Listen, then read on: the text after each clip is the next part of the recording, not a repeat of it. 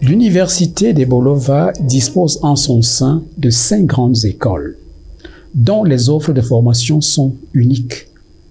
Je pense notamment à l'École nationale supérieure des sciences et techniques maritimes et océaniques de Kribi.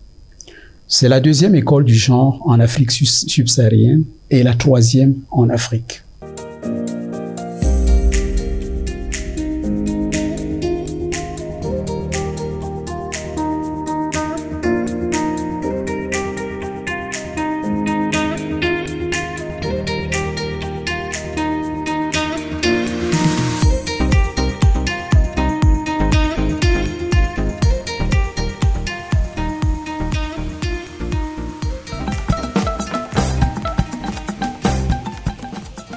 S'il y a une grande école au sein de l'université de Bolova qui éveille la curiosité en même temps qu'elle force l'admiration, c'est bien l'École nationale supérieure des sciences et techniques maritimes et océaniques en plein cœur de la ville de Kribi.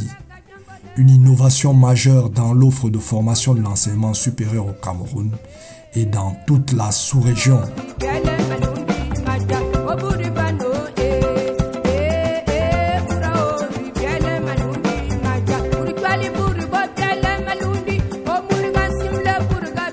Dans le paysage des institutions académiques d'enseignement supérieur au Cameroun, l'ESTMO est l'unique qui est en charge de la formation du personnel dédié au développement des métiers de la mer. Et même dans la sous-région, nous n'avons pas encore une institution académique de cette envergure-là. Quelle est la formation que nous offrons pour le moment à l'ESTMO? Elle est pour le moment organisée autour de 2 grands domaines. Le domaine des sciences, technologies maritimes et océaniques d'une part, et le domaine des sciences et gestion maritime et portuaire. Les filières des 2 domaines de formation répondent pour l'instant aux problématiques qui se posent avec acuité dans notre environnement. Ce sont vraiment des filières d'appoint.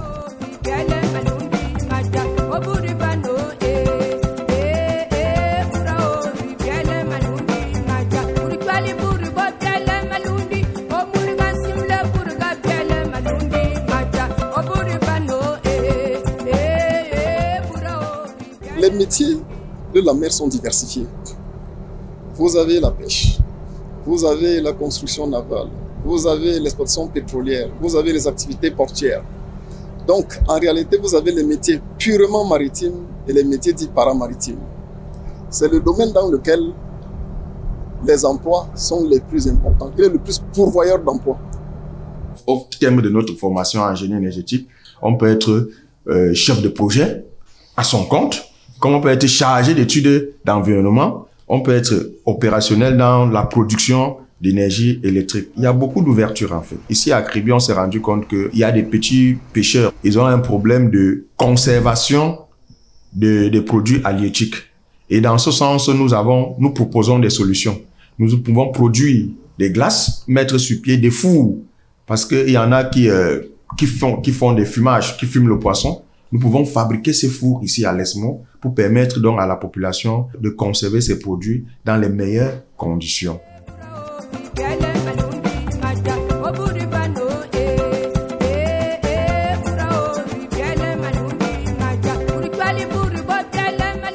L'océan, c'est l'une des premières ressources de denrées alimentaires dans le monde, c'est-à-dire les denrées halieutiques. Donc, le caractère océanographie traduit donc tout ce qui va nous permettre de comprendre comment évoluent les ressources halieutiques, comment évoluent les ressources minières, comment évolue tout ce qui est en lien avec l'océan. Donc, en océanographie, on va étudier tout ce qui est physique, tout ce qui est chimie, tout ce qui est pollution, tout ce qui est qualité de l'eau, tout ce qui est même côtier. Le deuxième volet, c'est l'hydrographie. C'est quoi l'hydrographie? L'hydrographie, c'est la science qui nous permet en fait de mesurer tout ce qui est eau continentale et marine. L'aspect météorologie nous permet de prédire le temps, nous permet de prédire les conditions climatiques en vue du bien-être des personnes. Il s'agit de former des étudiants qui qui soit capable de mener les travaux dans les 3 grands axes, océanographie, hydrographie, météorologie, bien entendu. Si je prends un cas particulier, par exemple, le port autonome de Kribi, vous savez que lorsqu'un bateau doit accoster, il faut qu'on mesure le tirant d'eau, c'est-à-dire la profondeur. Si vous allez au port autonome de Douala, où on effectue du dragage tous les mois, on drague tout simplement parce qu'il faut assurer une profondeur adéquate pour les navires. Et pour draguer, il faut avoir l'information sur la profondeur. Les étudiants que nous formons doivent être capables de mener des activités en lien avec l'océan. Et il existe beaucoup de métiers en lien avec l'océan. Dans les métiers de la mer, nous avons le génie énergétique. Vous savez que l'énergie est un problème crucial. C'est-à-dire que sans énergie, on ne peut pas se développer. L'énergie au centre du mouvement.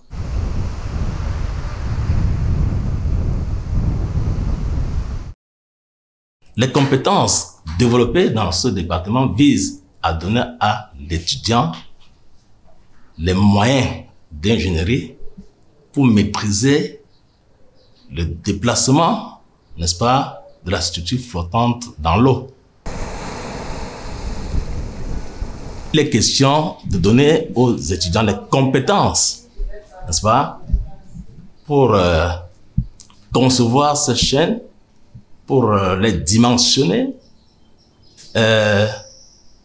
pour assurer leur maintenance. Maintenance, ici entendu, remettre un système dans son état de fonctionnement normal lorsqu'il est défaillant.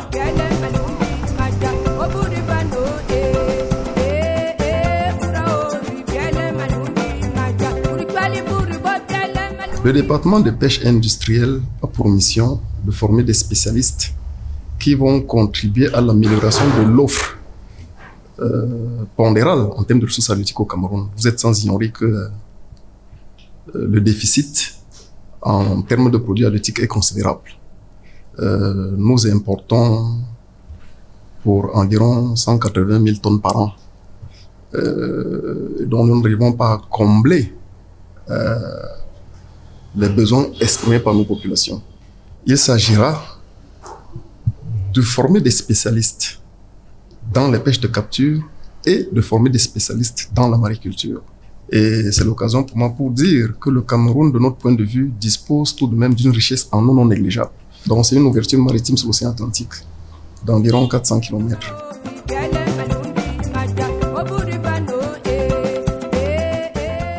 Nous sommes ici pour dispenser un cours intitulé Entrepreneuriat 1.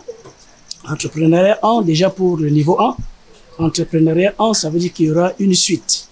Alors, l'objectif final pour l'université de Bolova, le cours d'entrepreneuriat doit permettre à l'étudiant d'être capable de s'auto-employer, c'est-à-dire créer des entreprises pour leur propre compte.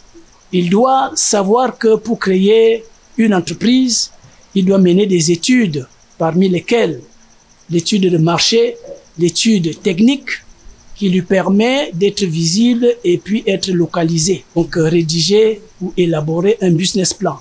Nous avons des méthodes pédagogiques qui nous permettent de pouvoir évaluer la réceptivité. Nous faisons ce qu'on appelle la classe renversée. C'est l'étudiant qui parle plus. Et nous venons voir exactement ce qu'il fait, ce qu'il dit. La pratique à l'exercice du futur métier est au centre de la formation. Et dès la première année, les apprenants commencent avec des stages en entreprise. En première année, les étudiants ne sont pas censés aller en stage. Mais monsieur le directeur a donné l'autorisation de pouvoir donner des lettres de recommandation à ceux qui sollicitent de faire des stages privés. Il est prévu qu'en deuxième année, qu'on les envoie en stage. En ce moment, nous sommes dans la prospection et dans la rédaction des lettres de stage.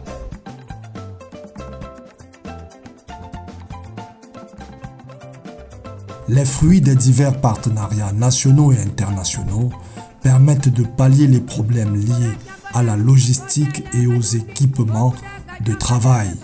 La formation dans le domaine maritime est une formation qui exige un plateau technique conséquent.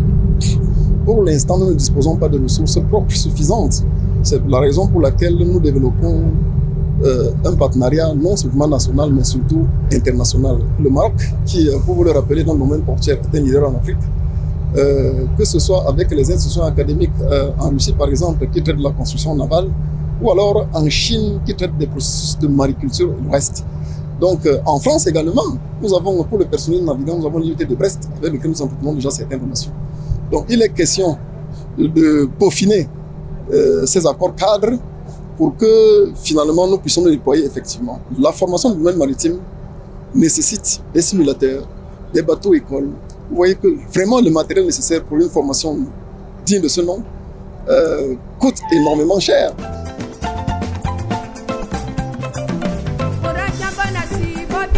L'École nationale supérieure des sciences et techniques maritimes et océaniques de l'Université de Bolova à Kribi a accueilli cette année 555 étudiants repartis dans les deux filières de tronc commun, à savoir 333 en sciences et gestion maritime et portuaire et 222 en sciences et technologies maritimes et océaniques. Nous comptons globalement 211 filles, ce qui fait un effectif d'à peu près 35%.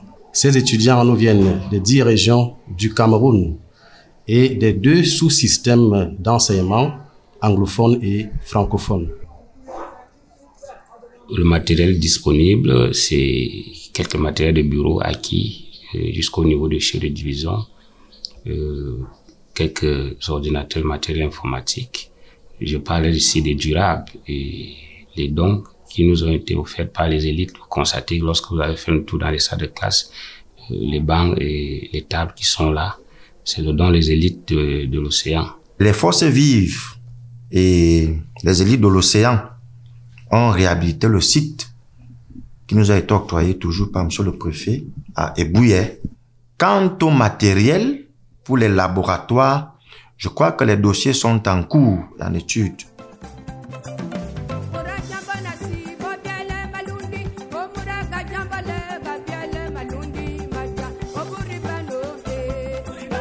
Que ce soit dans le domaine de génie-océanographie, hydrographie, météorologie, celui de la gestion maritime et portuaire, ou encore celui d'architecture et de construction navale et équipement marin, sans oublier le génie côtier et le génie mécanique de marine, l'École nationale supérieure des sciences et techniques maritimes et océaniques de Kribi fait son chemin pour se hisser au rang des acteurs majeurs du développement du Cameroun et de la sous-région. Laisse-moi l'ambition d'être l'institution académique universitaire au cœur des enjeux relatifs à l'économie bleue dans la sous-région.